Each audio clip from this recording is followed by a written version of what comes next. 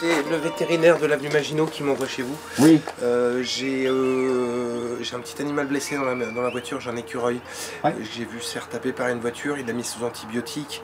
Il a l'air d'aller mieux, mais il saigne.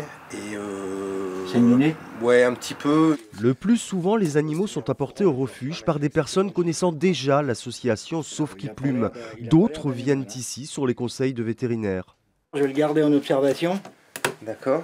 Je vais le garder en observation et si demain ça va bien, on le relâche. Je peux vous laisser mon numéro de téléphone parce que je vous dis, je le vois tous les matins. J'habite à Nouzilly, j'habite pas loin. Ouais. Et il est en couple, quoi. Enfin, ils sont deux tous les matins, quoi. Les bénévoles de Sauve qui Plume abritent et soignent tous les oiseaux, ainsi que les plus petits mammifères comme les hérissons ou les chauves-souris, et même jusqu'aux chevreuils. Lorsqu'une radiographie ou un traitement par médicament s'impose, ils font appel au service d'un vétérinaire exerçant à Saint-Cyr-sur-Loire.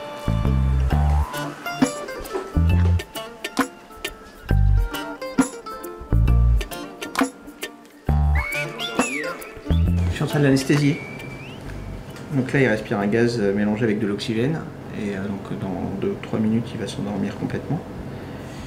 Et ensuite, on pourra faire une radio de manière plus sereine. Ici, le vétérinaire soupçonne une fracture du fémur sur l'une des pattes arrière de ce jeune écureuil. Sauve qui Plume se félicite d'avoir rencontré le docteur Sauvage, car tous les cabinets n'acceptent pas de soigner des animaux autres que domestiques. Pourtant, l'association a très souvent besoin de cette aide. En pleine saison, tous les jours pratiquement. Hein. Voilà.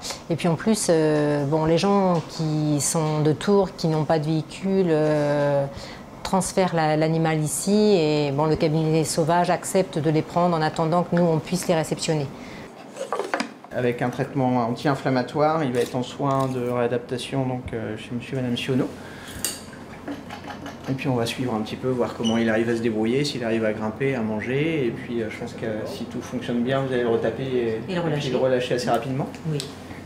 En effet, même pour un centre de sauvegarde spécialisé, la détention d'un animal sauvage en dehors de la période de soins est strictement interdite.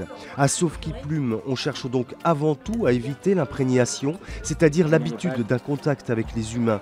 Car une fois rétablis, tous les animaux doivent être relâchés dans leur milieu naturel.